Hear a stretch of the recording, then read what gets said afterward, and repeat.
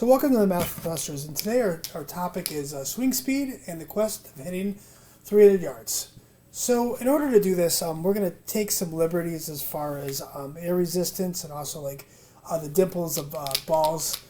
So this will give us a relatively accurate description of how far we hit, depending on really on the ball speed as opposed to the swing speed, but it's going to be pretty close.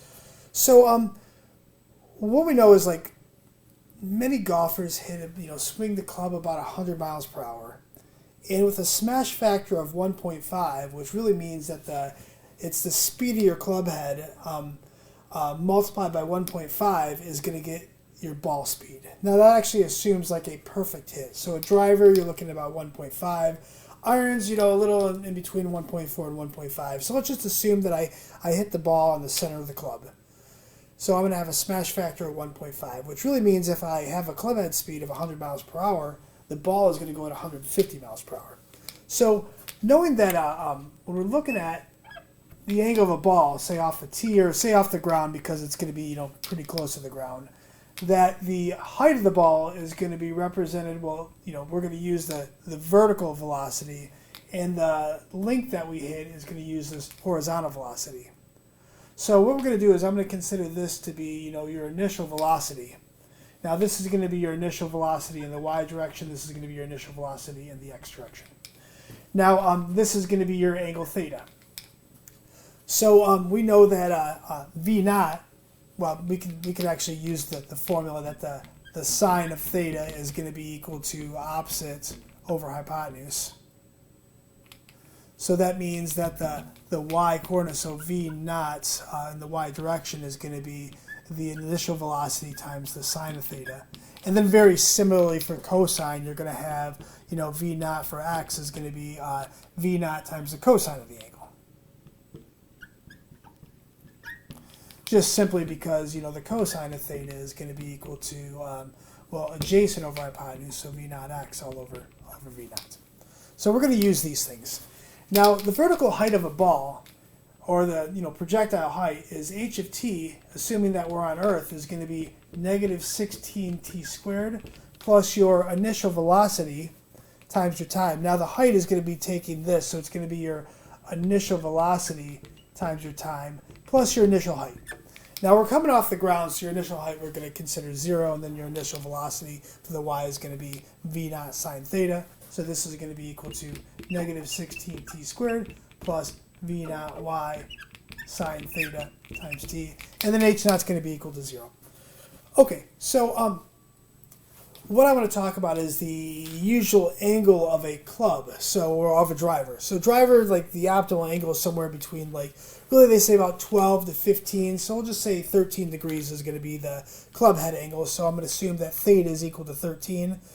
And then we're also going to assume that v naught is going to be that 150. So that means I can find the height of t using that particular club head speed. This is going to be, we have to be a little bit careful that this negative 16 really represents feet per second squared. So this is the pull of gravity on a ball. So really what I need to do is I need to turn everything in feet per second. So let's do the work over here. So if I have 150, miles per 1 hour, I need to turn this into feet per second. So I know that 1 mile is going to be equal to 5,280 feet. So now we're in feet. And then I need hours to be in seconds. So this is going to be, 1 hour is equal to 60 seconds, so 60 minutes.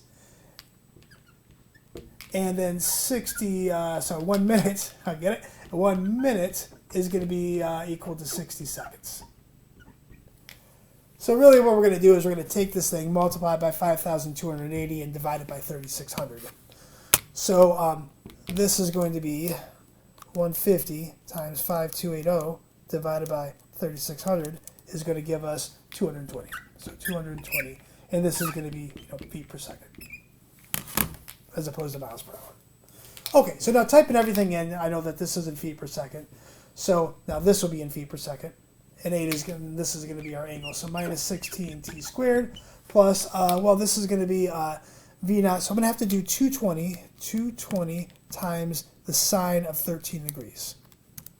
So this is going to be 220 sine of 13 degrees times t, which is going to give me about 92.44. So this is negative 16t plus 92.44 times t. Now, really, what I'm looking for is I want to figure out when this is equal to 0. So I'm technically looking at a curve that looks like this. So we're talking about this curve, and I want to know when this thing is equal to 0. So we have a ball that's kind of doing this, parabolic motion. Now it really kind of goes out straighter and comes back down, and that's again because of spin and also the dimples on your ball. But this would be pretty close. So what I know is that I need to figure out, when is the height right there. So really I want to figure out when, this thing is equal to 0. So when is the height equal to 0? So what's nice is I can, this is easily factorable. 0 is going to be minus 16t. And then this will be t, and then if I do this divided by, actually I do the rounded number, 92 point, no I won't, yeah, why not, 44 divided by negative 16, so this gives me about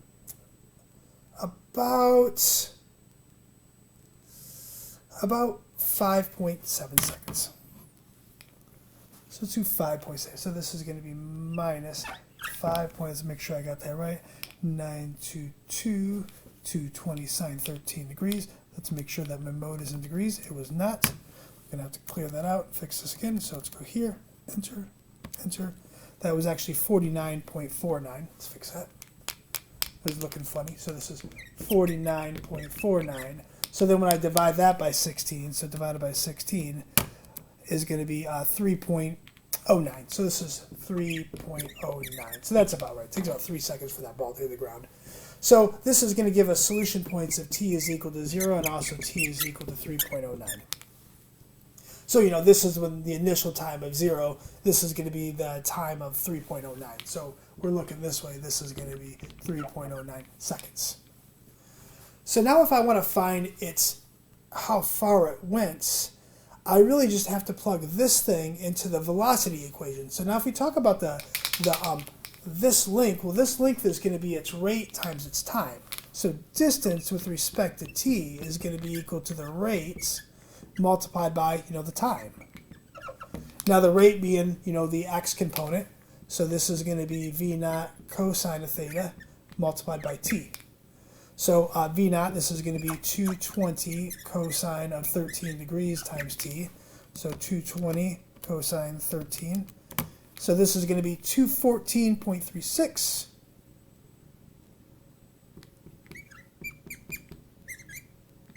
times time.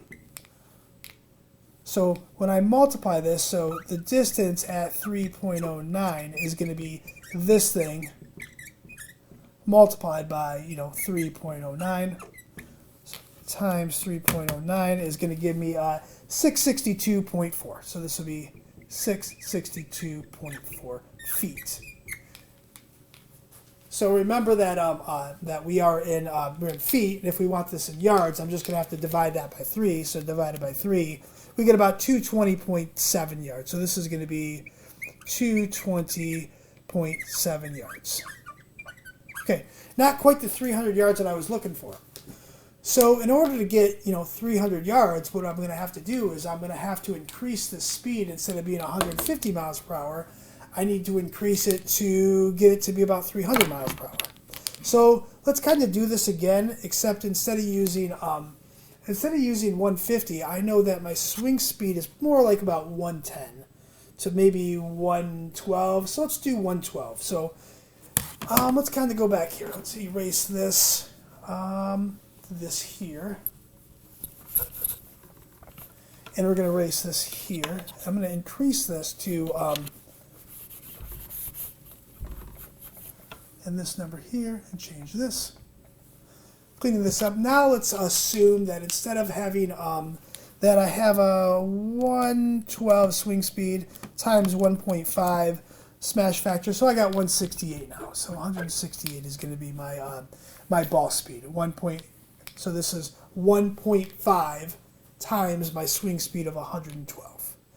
So what is that going to give us? Well, this is 168 times 5280 divided by 3600. So this is going to give us 246.4. So now we have negative 16t squared. 246.4 sine. I'm going to leave the same angle t. You can mess with the angle to see if it actually gets farther. That's actually what they do in fitting. Is they change your angle to see what works best for you. So this is times the sine of 13 degrees. So what we're going to get is 55.43. So this is negative 16t squared plus 55.43t. And then I can, of course, if I want to know this h of t, I'm trying to figure out when it's going to hit the ground. So when a 0 is equal to this expression. Factor out your negative 16t. This is going to be t minus, well, this divided by, negative 16 is going to be equal to 3.46. Boy, I hope this gets me to 100 to 300 yards. I am skeptical.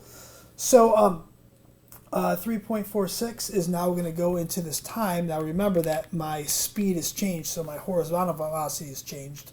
So now we're looking at, what was it? We are at our V naught being that 246. So this is 246.4 cosine of 13 degrees times t. So 246.4 times the cosine of 13. This gives us 240.08. I need the 0.08. I'm trying to get as far as I can. So every little bit helps. So times t. So that's going to be my distance with respect to time now because, the coefficient has changed. Put it in my 3.46. It's actually 3.464, but it's too bad. I wish it was a little bit higher. So d of 3.46 is going to be 240.08 times 3.46. Come on, 300 yards. So times 3.46 is going to be 830.7 divided by 3. Gosh darn it. So close. So 276.9 yards. So really, this will probably get you a 300-yard drive because you're going to have a little bit of rollout. But if you want to carry 300 yards, we know that 112 swing speed is not quite going to do it. So a little bit faster. So like I said, you can play with these numbers and actually get to the swing speeds you need. So that's what I have today. Consider subscribing and liking and sharing. Thank you.